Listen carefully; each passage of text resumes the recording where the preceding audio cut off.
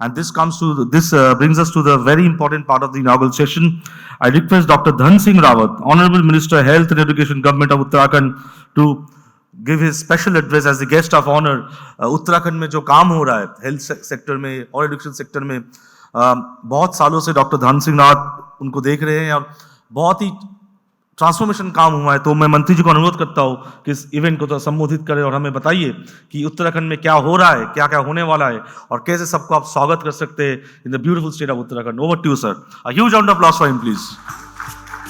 मंच पर उपस्थित सभी सम्मानित अतिथि और इस हॉल में आए सभी प्रतिनिधि, मैं सबसे पहले तो उत्तराखंड की ओर से और अपनी ओर से आप सबको बधाई दे रहा हूं कि आप काफ़ी देर से हम सब लोगों को भी सुन रहे हैं और आज दिन भर आप लोगों का ये पूरा अभियान चलने वाला है। मैं सबसे पहले तो गोपी भाई को भी धन्यवाद देना चाहता हूं और न्यूज़ नेटवर्क नई दिल्ली को भी धन्यवाद देना चाहता हूं कि आज आप सब लोगों ने हमको यहाँ पे बुलाया है।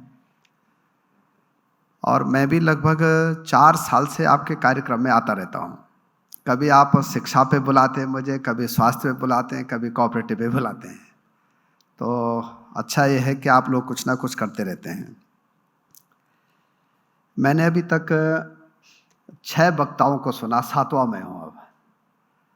तो सबसे पहले तो मैं अपने देश के प्रधानमंत्री जी का धन्यवाद देना चाहता हूँ कि इस 9 वर्षों में प्रधानमंत्री जी ने डिजिटल भारत के लिए बहुत बड़ा काम किया है और आयुष्मान भारत डिजिटल मिशन जो हमारे देश में लॉन्च हुआ है उसमें भी बहुत बड़ा काम हो रहा है। अभी देश के सभी स्वास्थ्य मंत्रियों को मैंने देहरादून में एक चिंतन शिविर में बुलाया था और काफ़ी लोग आप में से भी वहाँ आए थे। वहाँ पे भी काफ़ी चिंतन हुआ कि भाई हमको आयुष्मान भारत से लेके अपने जो स्वास्थ्य सुविधाएं हैं, अपने जो टेली मेडिसिन है, जो आयुष्मान कार्ड बन रहे हैं, जो डिजिटल हेल्थ आईडी बन रहे हैं, इस पे जो है लगभग 2 दिन हम लोग वहाँ बैठे थे। और मैं आप सब लोगों को ये भी बधाई देना चाहता हूँ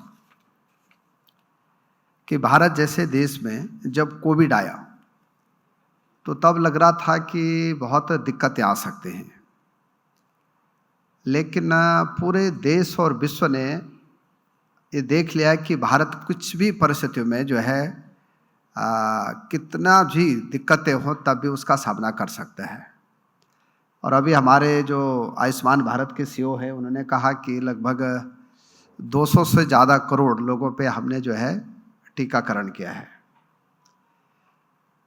आपको पता नहीं कितना ज्ञान है कि उत्तराखंड राज्य में भी हमने वैक्सीन के पहली डोज 100% लोगों पे लगाई, दूसरी डोज भी 100% लोगों पे लगाई और ऐसी परिस्थिति में लगाई कि हमारी जो भौगोलिक परिस्थितियां हैं वहाँ एक गांव में जाने के लिए कई बार 7 दिन लग जाते हैं और तब भी हमारे हेल्थ वर्कर वहाँ गए, घर घर जाके जो है वैक्सीन की डोज लगाई गई।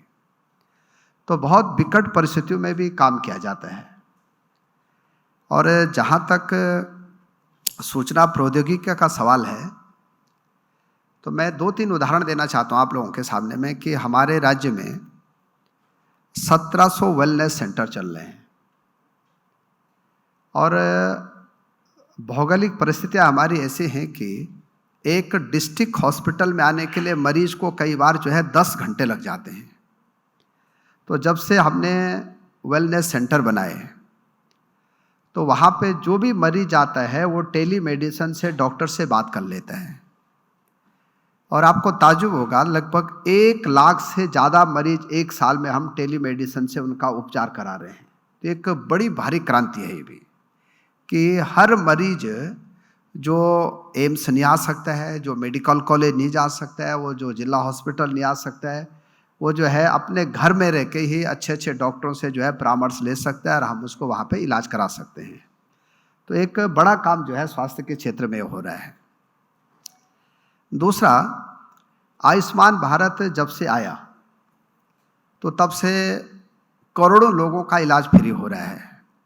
उत्तराखंड तो ऐसा राज्य है कि आयुष्मान वहाँ सबके लिए है, हर व्यक्ति के लिए। और हम लगभग 7 लाख लोगों का इलाज फ्री कराते हैं, लगभग 1500 करोड़ रुपए खर्च करते हैं। और अभी मैं आपसे बात कर रहा था गर्ग जी से कि देश का पहला राज्य हमारा जो कि हम आयुष्मान में 1 हफ्ते में सबका पेमेंट कर लेते हैं। 1 हफ्ते से ज़्यादा अगर पेमेंट किसी का रुका तो उसकी तनख्वाह से कटेगा जिसने पेमेंट रोका है। तो ये भी हम लोग कर रहे हैं। लेकिन मैं यहाँ पे 2-3 बातें कहना चाहता हूँ कि भारत की जो भौगोलिक परिस्थितियाँ हैं, कई बार आईटी के ज़माने में भी वो बहुत दिक्कतें होती हैं। हमारे जो 15,000 ग्राम सभाएं हैं, अभी 4G और 5G जाने में वहाँ लगभग 5 साल और लग जाएंगे, ऐसा मुझे लगता है। आपको पता नहीं कितना ज्ञान है, आप लोग कितने लोग उत्तराखंड आ रखे मैं नहीं जानता हूँ, लेकिन अभी मैं बद्रीनाथ और केदारनाथ में 50 बेड का हॉस्पिटल बना रहा हूँ। वहाँ पे लगभग हमारे 40 लाख यात्री आ जाते हैं।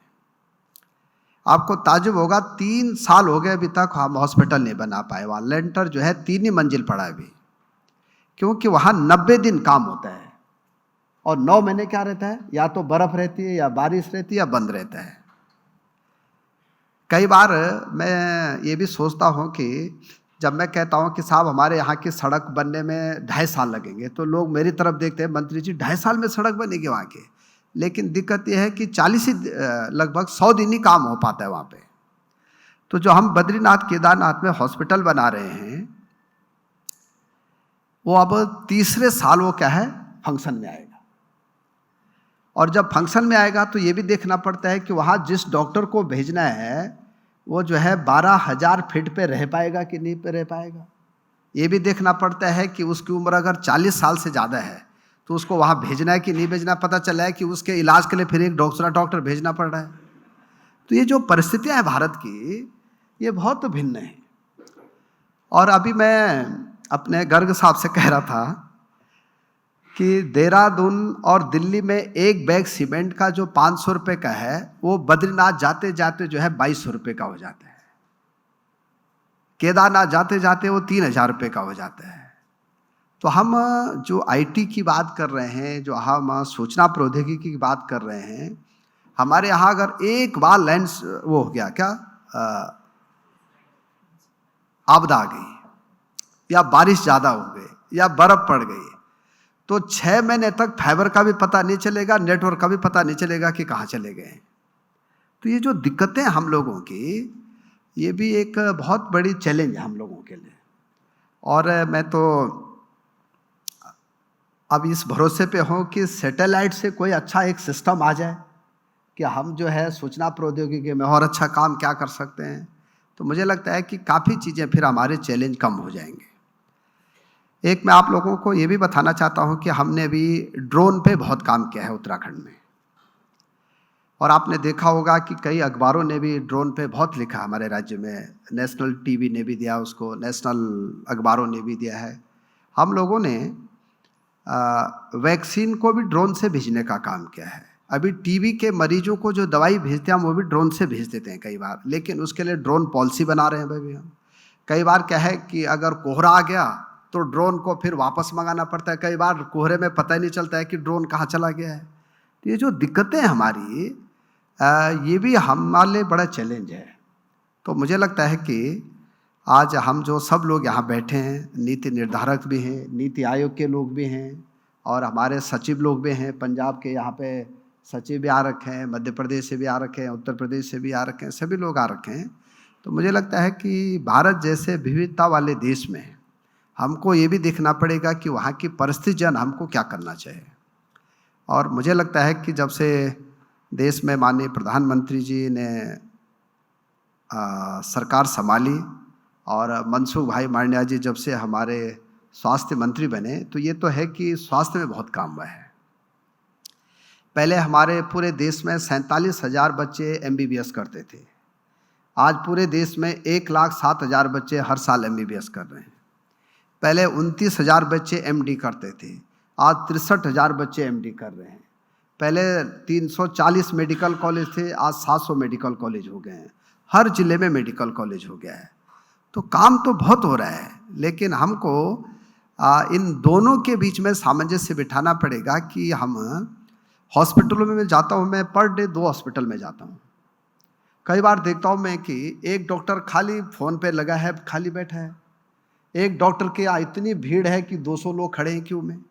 अब हमको ये भी देखना पड़ेगा कि एक डॉक्टर कितने मरीजों को देख पाएगा एक दिन में। नहीं तो कई बार क्या होता है, आप लोग कभी जाना कभी हॉस्पिटल में, तो जब डॉक्टर 40 से ज़्यादा मरीजों को देखने के लिए बैठा रहता है तो वो फिर वो देखता नहीं मरीज की तरफ, तो वो खाली देख के पर्चा लिखता रहता है बस, क्योंकि कितने मरीजों को देखेगा वो। तो ये भी हमारी परिस्थितियाँ हैं। लेकिन अब आभा के आने के बाद अब हम ये कर रहे हैं कि 100% आभा अगर हो जाए सबकी, हमारे राज्य में अभी लगभग 39 लाख लोगों ने आभा आईडी बना दी है। अगर ये हो जाए तो 50 मिनट प्रत्येक मरीज के बच सकते हैं कि हम पहले से जो है वहाँ अपने आभा आईडी जमा कर दें और डॉक्टर को पूरा पता रहेगा कि भाई मरीज पे क्या क्या दिक्कतें हैं, कब कब क्या रहा इसको। तो ये जो क्यू है ये भी हम कम कर सकते हैं, और ये तभी हो सकती है जब हम सूचना और प्रौद्योगिकी का बहुत अच्छा इस्तेमाल कर सकें। उसके लिए भारत सरकार भी निरंतर प्रयासरत है, हम लोग भी हैं।